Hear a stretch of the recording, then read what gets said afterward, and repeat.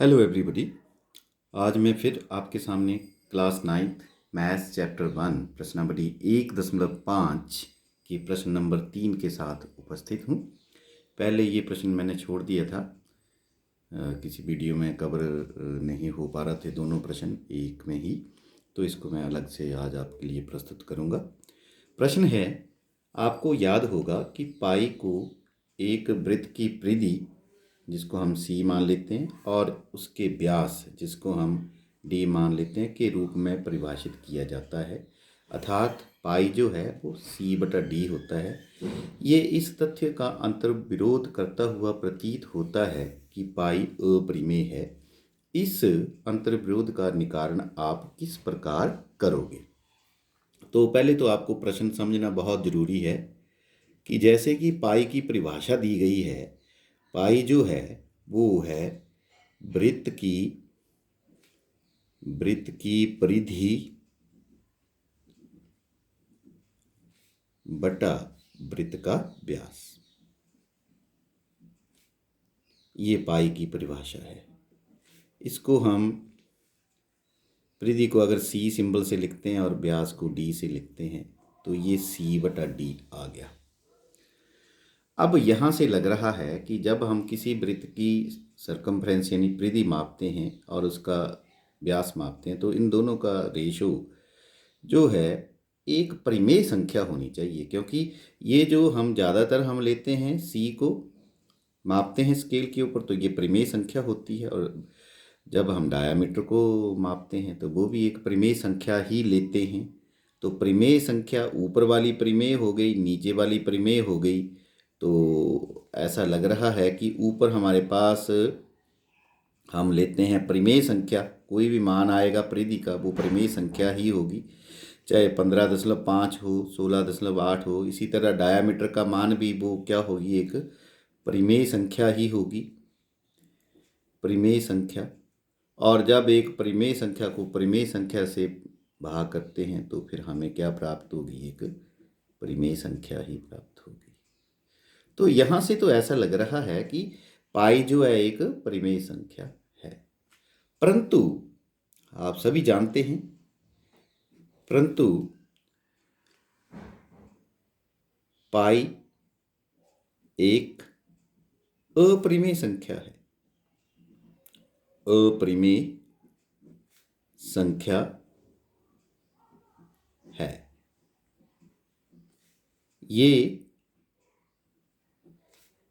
ये सिद्ध किया गया तथ्य है। ये तथ्य जो है सिद्ध किया गया है, सिद्ध किया गया तथ्य है। ये तो गारंटी है कि पाई एक अपरिमेय संख्या है। लेकिन यहाँ से ये परिमेय क्यों लग रही है? तो फिर ये एक अंतर्विरोध पैदा हो रहा है कि वृत्त की परिधि बटा व्यास से तो ऐसा लग रहा है कि पाई जो है एक परिमेय संख्या है, परंतु पाई एक अपरिमेय संख्या है। ये सिद्ध किया गया तथ्य है। अब ये क्यों ऐसी कन्फ्यूजन है, ऐसा अंतर्विरोध क्यों पैदा हो रहा है? अब ये अंतर्विरोध क्यों पैदा हो रहा है, इसका निवारण आज हम आपके सामने करेंगे।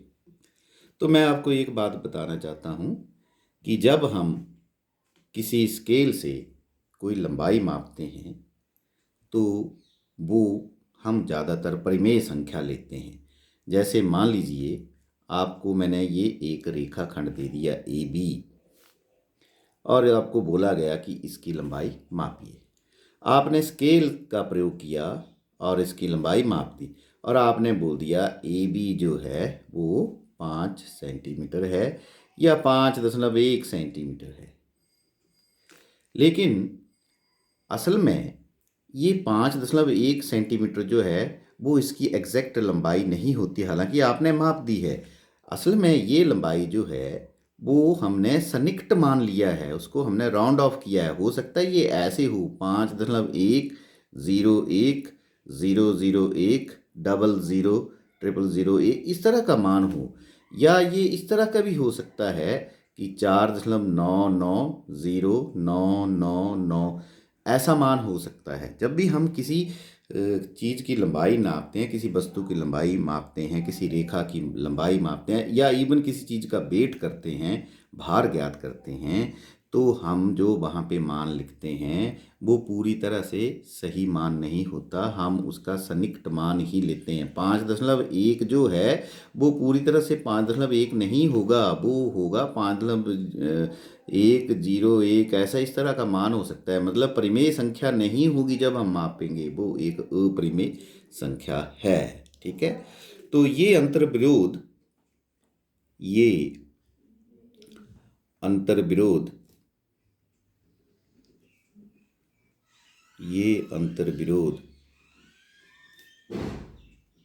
इसलिए पैदा होता है, इसलिए पैदा हो रहा है क्योंकि जब भी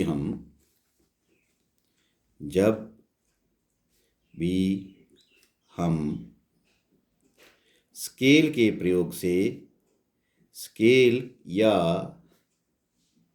अन्य युक्ति के प्रयोग से किसी वस्तु की लंबाई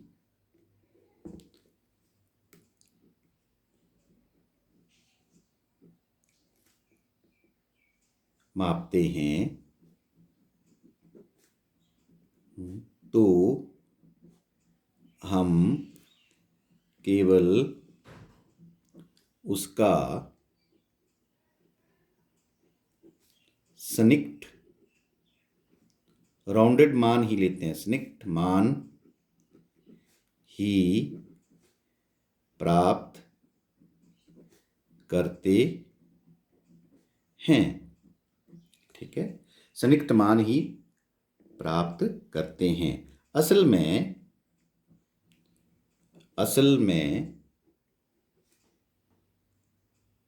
ये माप एक अपरिमेय संख्या होता है जिसका हम अनुभव नहीं कर पाते हैं। ठीक है, तो जब भी मैंने सी जब मापा होगा तो सी जो सरकमफ्रेंस है या परिधि है उसको जब मापा गया तो वो हमने एक सन्निकट मान ले लिया। लेकिन असल में क्या होगा, ये सी जो है परिधि है, इसका क्या लिया जाता है, इसका सी का सन्निकट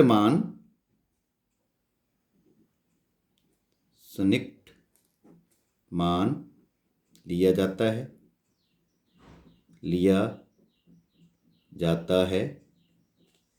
ठीक है, जो कि एक परिमेय संख्या होगा।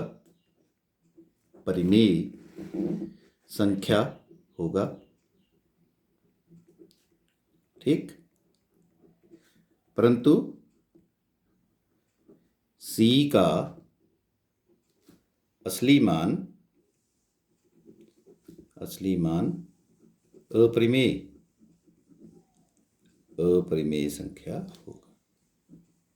अपरिमेय संख्या होता है।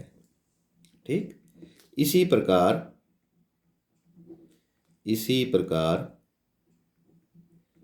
D का असली मान अपरिमेय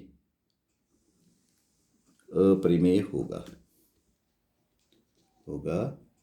ठीक, लेकिन हम उसको परिमेय ही लेते हैं। जैसे वृत्त की परिधि हमने निकाल दी कोई संख्या 20.5, लेकिन वो असल में 20.5 नहीं होती है। वो हमारी जो स्केल है उसकी भी कुछ लिमिटेशंस हैं और हमारी आंख की भी लिमिटेशन है। एक छोटे से मार्क के ऊपर भी, जैसे हमारे पास स्केल है तो यहाँ एक दो छोटे से मार्क हैं, ये स्केल के ऊपर, इसके बीच भी अनंत संख्याएं होती हैं। तो जैसे मैं कोई चीज़ की लंबाई नाप रहा हूँ तो मैं इसके बीच में एक पॉइंट फिक्स कर लूँगा 2.1। असली में वो 2.1 नहीं होगा, वो जो 2.1010001 इस प्रकार की संख्या होगी। हम तो परिमेय मापन में हम परिमेय संख्याएं ही लेते हैं, हम अपरिमेय संख्याएं नहीं लेते। किसी भी चीज़ की लंबाई जब हम मापते हैं तो हम परिमेय संख्या ही लेते हैं। जैसे 4.758 ले ली, उसके बाद छोड़ दिया।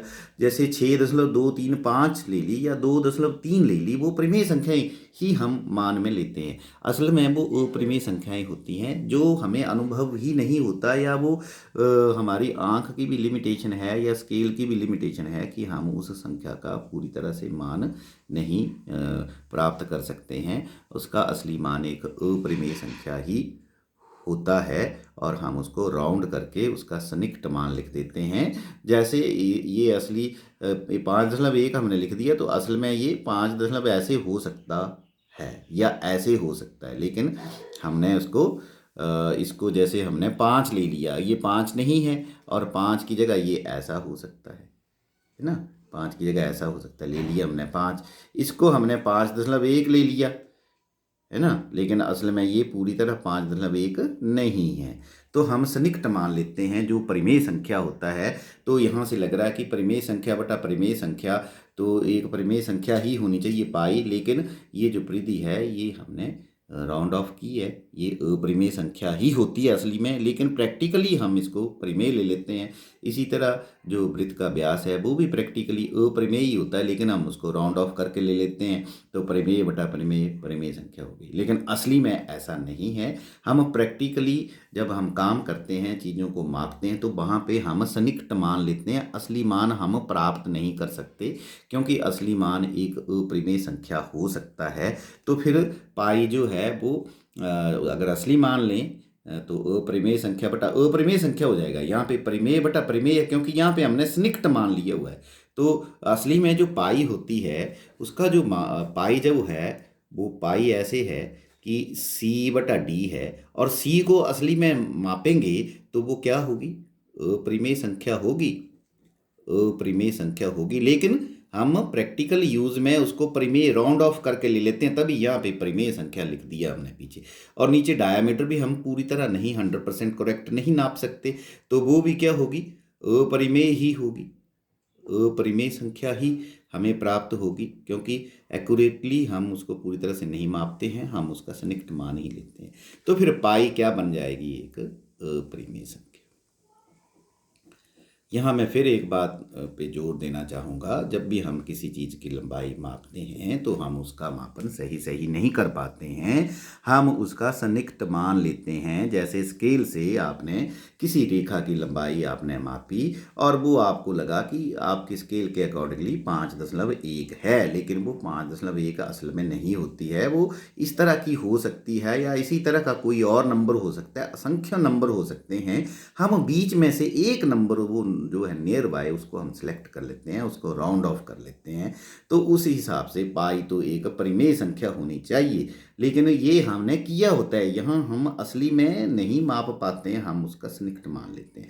अगर असली में मापेंगे तो वो अपरिमेय संख्या ही होती है, और नीचे भी हम डायामीटर पूरी तरह नहीं माप पाएंगे, तो वो भी एक मतलब जो होती है अपरिमेय होती है, लेकिन हम उसको राउंड ऑफ करके परिमेय कर लेते हैं। तो जो प्रैक्टिकली है उसके हिसाब से तो ये भी परिमेय ये भी परिमेय, लेकिन असली में हम इसको माप नहीं पाते हैं, ये अपरिमेय ही होती है। लेकिन ले हम सिलेक्ट करके हम क्या ले लेते हैं, जैसे 5.1 ले ली है ना, असली में 5.1 नहीं थी, ये स्केल पे कुछ भी हो सकती है ऐसी इस तरह की संख्या। तो आशा करते हैं कि आपको ये प्रश्न समझ आया होगा। तो हम जब भी किसी चीज़ को मापते हैं तो हम उसका सन्निकट मान लेते हैं, परिमेय संख्या लेते हैं। तो इसलिए ऐसा लग रहा था कि पाई एक परिमेय संख्या है, लेकिन अगर हम असली में उसका मान लेंगे C और D का, तो पाई एक अपरिमेय संख्या ही होगी। तो ये थोड़ा समझने वाली बात थी। आशा करता हूँ आपको ये कंसेप्ट ज़रूर समझ आया होगा। इसी के साथ आपका बहुत बहुत धन्यवाद।